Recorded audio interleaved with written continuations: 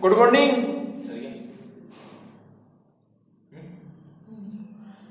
शंकु के पृष्ठीय क्षेत्रफल और आयतन की बात कर रहे थे।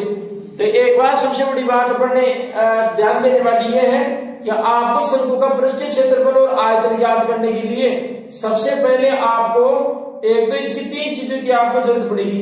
एक तो इसकी त्रिज्या, एक इसकी ऊंचाई और एक इसकी तिर्यक ऊंचाई या तिर्यक रेखा। एक ही बात है। तो तीन चीजों की अपने को जरूरत पड़ेगी। अगर कोई राशि हमारे को ज्ञात नहीं है तो उस अज्ञात राशि का मान ज्ञात करने के लिए आपको क्या करना पड़ेगा? सबसे पहले अगर कोई राशि अज्ञात है वो सूत्र बता देगा अपने को खुद ही कि सूत्र क्या है और अपने को क्या क्या चाहिए। सीधी सी बात है, वो सूत्र खुद ही बता देगा। तो अपन कुछ सवाल को हल करते हैं और शंकु के पृष्ठीय क्षेत्रफल और आयतन की अपन बात करते हैं।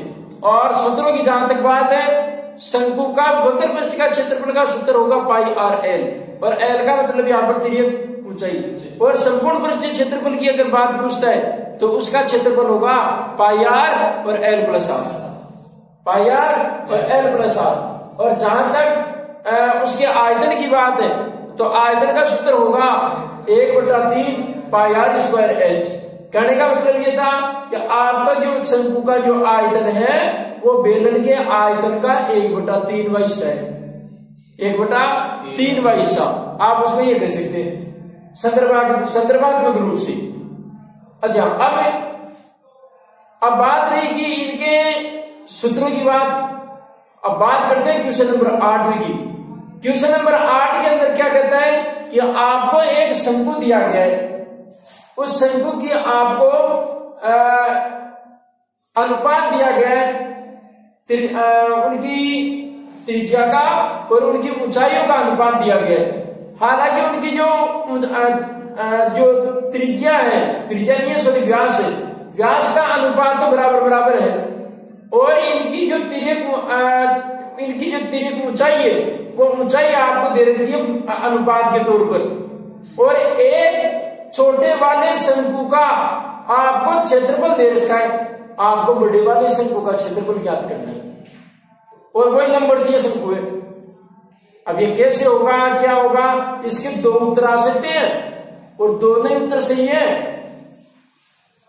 आनुपातिक आधार पर दो उत्तर आ सकते हैं, दोनों सही है। और मैं दोनों उत्तर लाके बताऊंगा और कारण सही। आओ क्वेश्चन को पढ़ता हूं मैं पहले। क्वेश्चन को पढ़ा, क्वेश्चन नंबर 8 में देखिए क्या कहता है और समझने की कोशिश करना। दो शंकुओं के आधार पर क्या शंकु तो क्या बोला? दो शंकाओं के आधार पर। शंका किस बात की? दो शंकुओं के आधार का व्यास समान है तो भाई साहब बात ऐसी उसकी त्रिज्या भी समान है। सीधी सी बात है, जब व्यास समान है तो उसकी त्रिज्या भी समान है। सही बात है। तो इसको तो आपको ज्यादा डाउट करने की जरूरत नहीं है। अगर पहले ही बोल दिया कि अगर आधार का व्यास समान है तो त्रिज्या भी क्या होगी? समान होगी। ठीक है। जिसकी तिरछी ऊंचाइयों का अनुपात और तिरछी ऊंचाइयां हैं उसको तिर्यक रेखा कहा जाता है। और तिर्यक रेखा का आपको पहले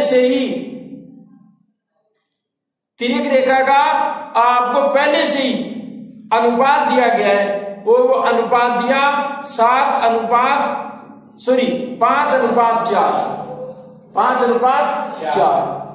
ठीक है साहब, 5:4 दे रखा है। और क्या कहा? यदि छोटे शंकु का वक्र पृष्ठीय क्षेत्रफल 400 सेंटीमीटर है तो बड़े शंकु का आपको वक्र पृष्ठीय क्षेत्रफल ज्ञात करना है। बड़े शंकु का वक्र पृष्ठीय क्षेत्रफल ज्ञात करना है। आओ इसको मैं हल करता हूं और देखिए इसके दो उत्तर आते हैं और दोनों उत्तर कैसे आते हैं और कारण सहित बताएंगे इसको। देखिए अब मैं एक डायग्राम बनाता हूं और डायग्राम बनाते ही जो जिनके समझ में आ रहा है डायग्राम बनाते ही वो खुद ही बता देंगे कि अब कर लेंगे, कोई डाउट वाली बात नहीं आई। आओ इसको हल करते हैं। भाई साहब इसमें लंबवर्तीय शंकु की बात कर रहा है और मैंने एक शंकु तो ये बनाया जिसकी त्रिज्या तो समान है, इसकी भी आर और कहा तो व्यास के लिए है, जब व्यास यदि समान है और तो त्रिज्या भी समान ही होगी, फिर दिक्कत क्या है? व्यास यदि समान है तो त्रिज्या भी क्या होगी? समान होगी। तो मैंने उसको आर मान लिया, त्रिज्या का मान कितना होगा?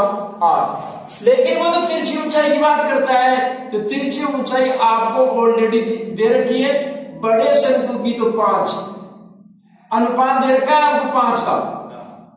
सीधी सी बात है, अनुपात में सेंटीमीटर मीटर कुछ नहीं कर सकता, अनुपात के अंदर मीटर सेंटीमीटर का कोई लेना देना नहीं है, सीधी सी बात है। और बड़ा शंकु कौन सा होगा? जिसकी ऊंचाई ज्यादा होगी वो शंकु बड़ा होगा, जिसकी ऊंचाई छोटी होगी वो शंकु छोटा होगा। कॉमन सेंस की बात है, इसमें कौन सा कोई नई बात आ गई? सही बात है। और मैं छोटे शंकु की बात करता हूं। एक छोटा शंकु ये है जिसकी ऊंचाई कम है और इसकी त्रिज्या तो खैर समान आ रही है, लेकिन इसकी जो तिर्यक ऊंचाई है वो तिर्यक ऊंचाई आपको 4 सेंटीमीटर दे रखी है, 4 सेंटीमीटर नहीं 4 दे रखी है अनुपात के तौर पर। सही बात है। और आपको छोटे वाले शंकु का क्षेत्रफल दे रखा है 400 सेंटीमीटर स्क्वायर का। सही बात है। ये छोटे वाले शंकु का आपको क्षेत्रफल दे दिया और क्षेत्रफल दिया 400 सेंटीमीटर स्क्वायर का या वर्ग सेंटीमीटर का। बात एक ही है। अब मुझे ज्ञात करना है बड़े वाले शंकु का क्षेत्रफल। अब वो कैसे ज्ञात होगा वो देखिए। आओ ये अच्छा वक्र पृष्ठ का क्षेत्रफल दे रखा है भाई साहब, संपूर्ण पृष्ठ भी नहीं है, वक्र पृष्ठ का क्षेत्रफल है। सही बात है। आओ मैं इसको हल करता हूं। पहली बात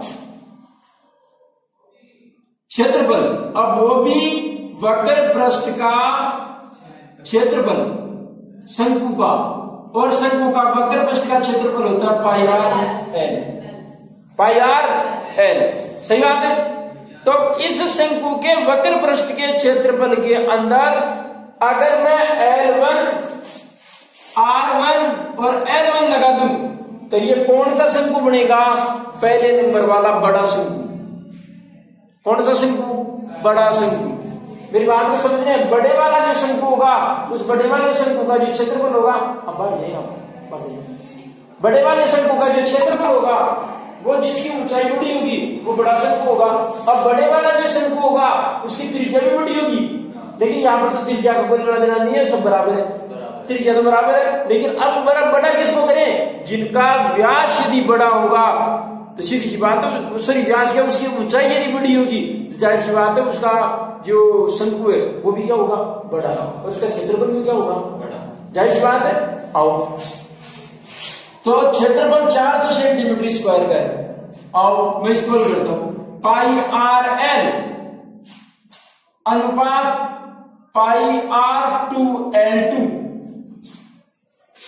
ये बड़े वाला शंकु हो गया, ये छोटे वाला शंकु हो गया, दोनों का अनुपात दे रखा है। सही। लेकिन अनुपात क्षेत्रफल का नहीं, ऊंचाई का दे रखा है। तो एक काम करता हूं, ये जो अनुपात दे रखा है ना, इसको मैं किसमें बदल देता हूं?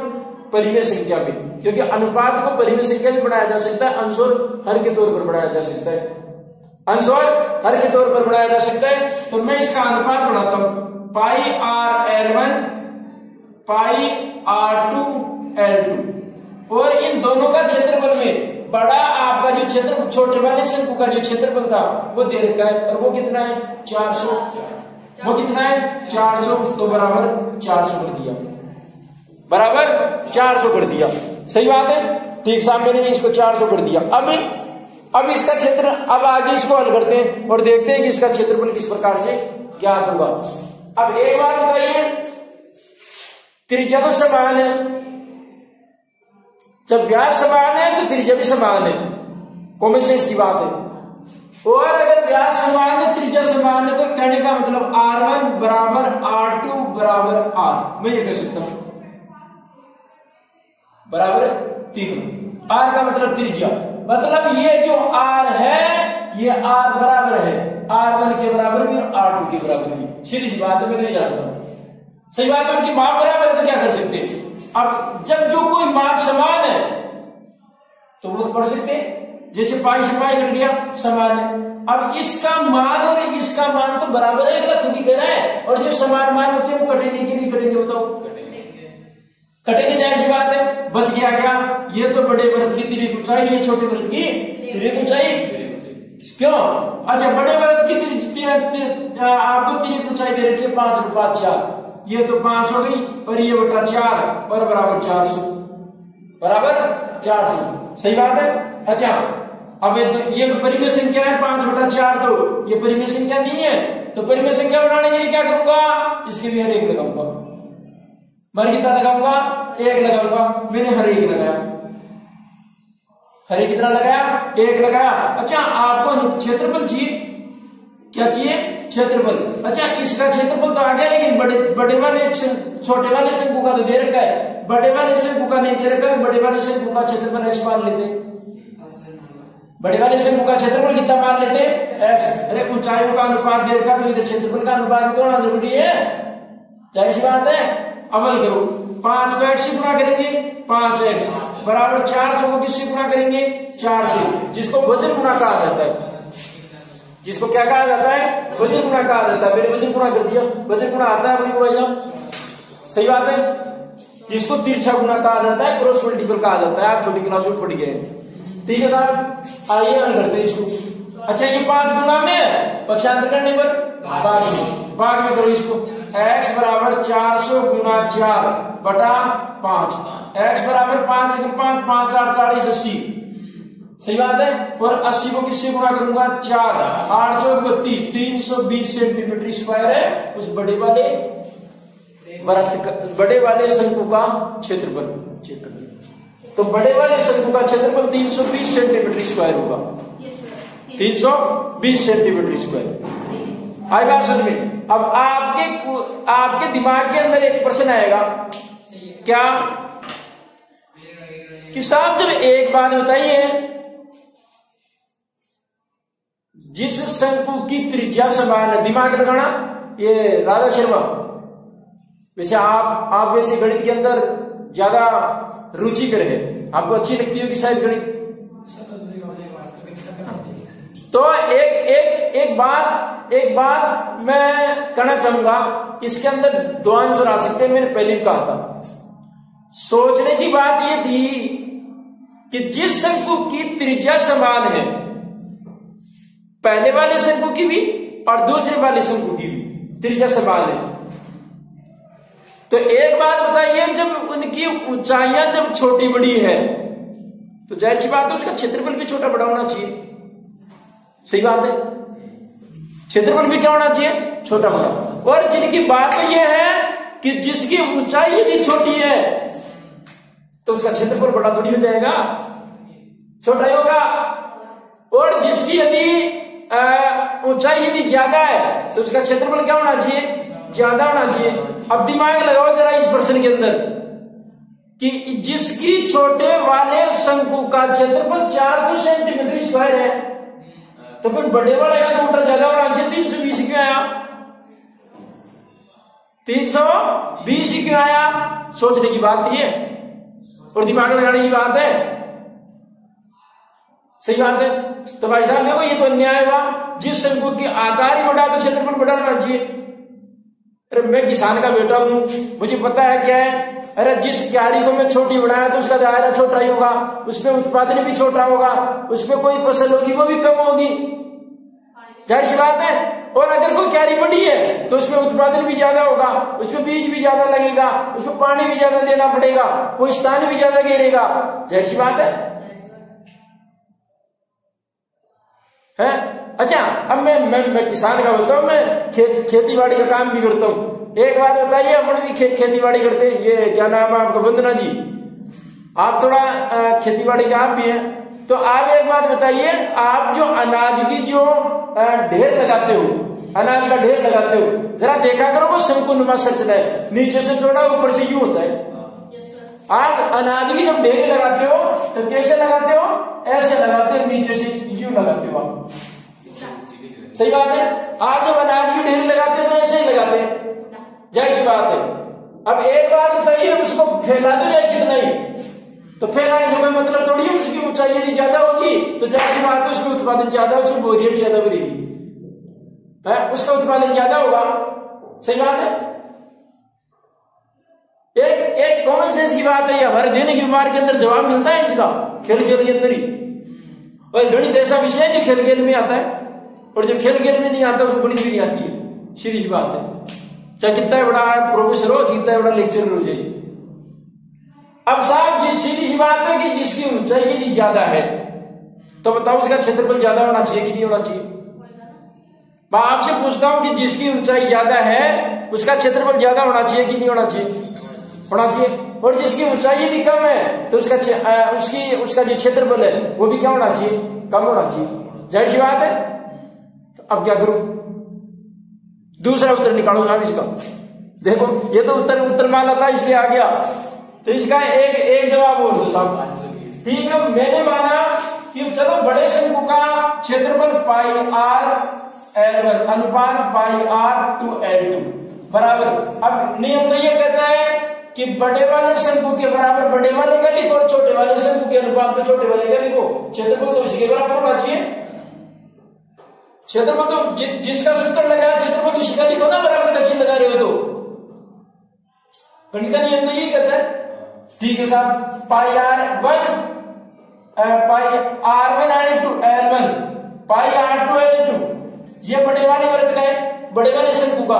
तो बड़े वाले शंकु का क्षेत्रफल तो ज्ञात करना है, तो x मान लिया। छोटे वाले शंकु का 400 दे रखा है, छोटे वाले शंकु का 400 दे रखा है। कोई दिक्कत वाली बात है क्या? कोई गलत थोड़ी लिख दिया? नहीं लिखा। अब इसको हल करो, हल करने पर देखिए क्या होता है। पाई से पाई कट गया, आर से आर कट गया, क्योंकि त्रिज्या समान है। त्रिज्या क्या है? समान है। अब अपना अपना अनुपात लिखो, 5/4 बराबर x/400। अब गुणा करूंगा, वज्र गुणा। क्या करूंगा? वज्र गुणा। 4 को x से गुणा करो 4x, और 400 को गुणा करूंगा 5 से।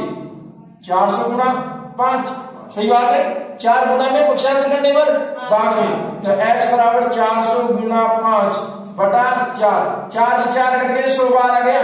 x बराबर 500 सेंटीमीटर स्क्वायर का होना चाहिए क्षेत्रफल। क्षेत्रफल अब जरा अंदाजा लगाओ कि छोटे वाले वक्र पृष्ठ का क्षेत्रफल 400 और बड़े वाले शंकु का क्षेत्रफल 500। न्याय तो ये है। तो इसलिए इस चीज का आपको ध्यान रखना पड़ेगा। आई बात समझ में? क्वेश्चन नंबर 9, एक शंकु की तिर्यक ऊंचाई और त्रिज्या का अनुपात 7/4 है, तो इसके वक्र पृष्ठ का क्षेत्रफल 792 वर्ग सेंटीमीटर हो, तो इसकी त्रिज्या ज्ञात कीजिए। तो साहब इसका क्या करना पड़ेगा? आपको इसकी तिर्यक ऊंचाई को तो मान लो 7x और इसकी त्रिज्या को मान लो 4x। अब ज्ञात कर लो, क्या दिक्कत है? x की वैल्यू ज्ञात होकर के आ जाएगी, कोई दिक्कत वाली बात नहीं है। तो देखिए इस सवाल को कैसे करना है। 7x पाई RL और ये सेंटीमीटर में लिख दो, और ये 4x सेंटीमीटर। सीधी सी बात है। और वक्र पृष्ठ का क्षेत्रफल दे रखा है आपको क्या? 792 वर्ग सेंटीमीटर। तो त्रिज्या ज्ञात करनी है। क्षेत्रफल दे रखा है 792 सेंटीमीटर स्क्वायर, और वो भी वक्र पृष्ठ का। वो भी किसका? वक्र पृष्ठ का। और वक्र पृष्ठ का क्षेत्रफल होता है पाई RL बराबर 792। पाई का मान चलो 22/7 ले लेते हैं। त्रिज्या का मान कितना आया? त्रिज्या 4x, तो त्रिज्या 4x और ऊंचाई 7x बराबर 792। भाई साहब 7 से 7 कट गए, इधर 22 गुणा 4x गुणा x बराबर 792। 792। अब ये दोनों के दोनों गुणा में पक्षांतर करने पर भाग में, तो x को x से गुणा करेंगे तो x स्क्वायर हो जाएगा, और इधर 792/22 गुणा 4, इसको काटा पीटी करके रूट करोगे ना, तो x की वैल्यू याद होकर के आएगी, और जो x की वैल्यू आएगी उसको 4 से गुणा कर देना। उसको किससे गुणा कर देना? 4 से। आपका त्रिज्या ज्ञात होकर के आ जाएगी। आइए आगे। 9 मीटर ऊंचे शंकु के आकार के टेंट के आधार की परिधि 44 मीटर है, इसके अंदर की वायु का आयतन ज्ञात करो। ये है सवाल करने लायक। तो आधार की परिधि 44 मीटर है, मीटर में बताया। चलो आधार की परिधि दे रखी है, आधार की परिधि बराबर 44 मीटर। और आपको ऊंचाई दे रखी है 9 मीटर की। ऊंचाई कितने की दी? 9 मीटर। ऊंचाई का मतलब ऊंचाई है, ये तिरक ऊंचाई नहीं है। ऊंचाई का मतलब ऊंचाई है, ये तिरक ऊंचाई नहीं है। तो अपने को तो आयतन क्या करना है, तो ऊंचाई है, तिरक ऊंचाई का लेके क्या करना है अपने को, क्यों भाई साहब? अच्छा, अब आधार की परिधि, लेकिन भाई साहब त्रिज्या चाहिए, बिना त्रिज्या के काम नहीं चलेगा। तो त्रिज्या तो क्या करनी पड़ेगी साहब? त्रिज्या तो क्या करनी पड़ेगी?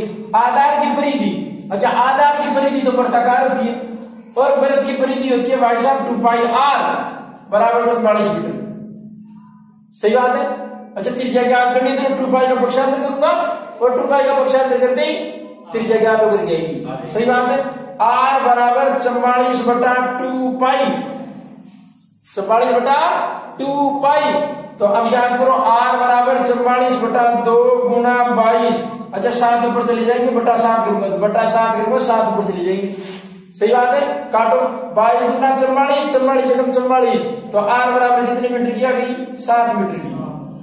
कितने मीटर की आ गई? 7 मीटर की। सही बात है। अच्छा, वो जो त्रिज्या आई उसका आयतन ज्ञात करना है और शंकु का आयतन का सूत्र होता है बेलन के आयतन का 1/3।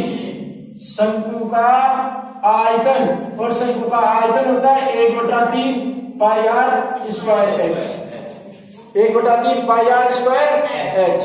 सही बात है। 1/3 πr स्क्वायर h। सही बात है। हल करो साहब इसको। तो 1/3 पाई का मान 22/7 त्रिज्या। त्रिज्या 7 मीटर की आई क्या? त्रिज्या कितने की आई? 7। तो 7 गुना 7 और ऊंचाई 9 दे रखी है आपको प्रश्न के अंदर पहले से। ऊंचाई कितने की है? 9 की। हल करो साहब। 7 से 7 कट गया, 3 एकम 3 और 3 तिया 9, 22 एकम 22 गुना 7 तिया 21। सही बात है। अब गुना करो, 21 दूना 42 हासिल 4, 21 दूना 42 4 46। तो भाई साहब इसके अंदर आयतन आएगा 462 घन मीटर का। 462 घन मीटर का आयतन आएगा। उस शंकुनुमा जो आकृति है, टेंट तंबू लगा हुआ है, उसके अंदर आयतन कितने की आएगी? 462। कितने की आएगी? 462 की। सही है। ठीक साहब, देखिए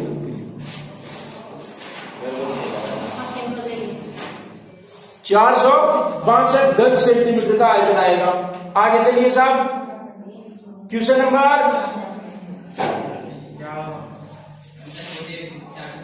नंबर 10, 11। एक शंकु के आकार के बर्तन की त्रिज्या 10 सेंटीमीटर और ऊंचाई 18 सेंटीमीटर है। पानी से पूरा भरा हुआ है। इसे 5 सेंटीमीटर त्रिज्या के बेलनाकार बर्तन में तल से ऊंचाई ज्ञात कीजिए। बहुत ही शानदार प्रश्न है।